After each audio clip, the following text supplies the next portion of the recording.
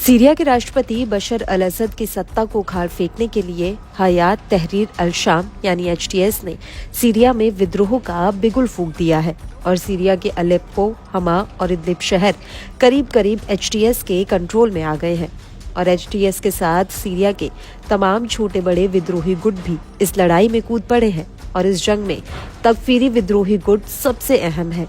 Iran ने Israel और America के ऊपर इस विद्रोह को भड़काने का आरोप लगाया है। खुद ईरान के विदेश मंत्री अब्बास अरघची ने तुर्की की राजधानी अंकारा में इसको लेकर बयान दिया और अब रूस ने भी इस हमले को लेकर अमेरिका पर बड़ा आरोप लगा दिया। रूसी विदेश मंत्रालय की प्रवक्ता मारिया जखारोवा ने इसको लेकर बड़ा बयान दिया है। Невозможно просто не заметить. Эта атака была совершена в тот же самый день, когда вступила в силу договоренность о прекращении боевых действий между Израилем и ливанской Хизбаллой.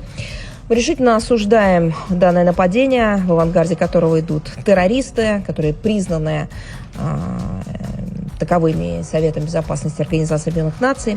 Обращаем внимание на то, что среди них много боевиков иностранцев, в том числе выходцев с постсоветского пространства. ये ध्यान में लाना असंभव है कि ये हमला उसी दिन किया गया जिस दिन इजराइल और लेबनानी हिजबुल्लाह के बीच युद्ध विराम समझौता लागू हुआ था। हम इस हमले की कड़ी निंदा करते हैं जिसके अगुआ वे आतंकवादी हैं जिन्हें संयुक्त राष्ट्र सुरक्षा परिषद द्वारा इस रूप में मान्यता दी गई है।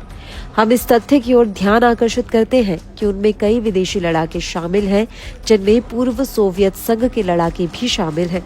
लेकिन अब ऐसा लग रहा है कि सीरिया यूक्रेन की तरह ही रूस और अमेरिका के बीच जंग का अखाड़ा बन रहा है। वो इसलिए क्योंकि सीरिया के राष्ट्रपति ने अपनी सत्ता बचाने के लिए अब रूस की चौखट पर गुहार लगाई है। हालांकि यूक्रेन युद्ध की वजह से रूसी सेना ने अपने सारे संसाधन कीव में झोंक दिए हैं, लेकिन उसकी कुछ सैन्य टुकड़ियां अभी भी सीरिया में तैनात है और अब रूसी सेना के साथ मिलकर सीरियाई फोर्स ने दावा किया है कि उसने विदेशी समर्थित तकफीरी संगठन के करीब 2000 लड़ाकों को पिछले एक हफ्ते में ढेर कर दिया। ईरानी न्यूज एजेंसी प्रेस टीवी के मुताबिक सीरिया की सेना ने रूस की एयरफोर्स के साथ मिलकर उत्तरी सीरिया में इस ऑपरेशन को अंजाम दिया है।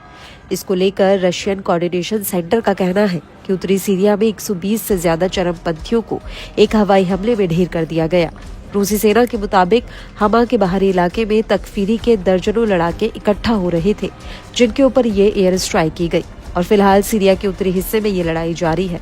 प्रेस टीवी के मुताबिक रूस ने सीरिया में अभी तक 2000 से ज्यादा आतंकियों को ढेर कर दिया है। प्रेस टीवी के मुताबिक इस मुठभेड़ में विद्रोहियों के कई वाहन भी नष्ट हो गए हैं और इन हमलों से पहले सीरिया की सेना ने दावा किया था कि उसने उत्तरी हमा में विद्रोहियों के खिलाफ सिलसिलेवार हमले किए थे, जिसमें हमा शहर के चारों ओर सुरक्षा घेरों को करीब 20 किलोमीटर तक बढ़ा दिया गया था। सीरियाई सेना के मुताबिक इस हमले में एचटीएस के 300 लड़ाके ढेर हो गए, जिनमें कई विदेशी लड़ाके भी थे। इसके अलावा उत्तरी हमा में विद्रोहियों के 25 ड्रोन्स को उड़ा दिया गया, साथ ही उनकी सप्लाई चेन को भी काट दिया गया। वहीं दक्षिणी इदलिब में सीरियाई सेना ने अपनी बमबारी को और ज्यादा तेज कर दिया है, जिसमें अभी तक तकफीरी के कई बड़े कमांडर ढेर हो चुके हैं। लेकिन इन सब के बीच चौंका देने वाली बात यह है कि सीरिया की आर्मी के सूत्रों ने दावा किया है कि हमा पर एचटीएस के कब्जे को लेकर जो खबर उड़ाई जा रही है वो गलत है। हमा शहर पूरी तरह सुरक्षित है और शहर को सीरियाई सेना ने चारों तरफ से घेर रखा है। वहीं दूसरी तरफ न्यूज एजेंसी रॉयटर्स का कहना है कि एचटीएस के लड़ाकों ने सीरिया के तेल रिफात शहर पर भी कब्जा कर लिया है और इस जीत के बाद वहां के लोग अपने घरों में वापसी करने लगे हैं।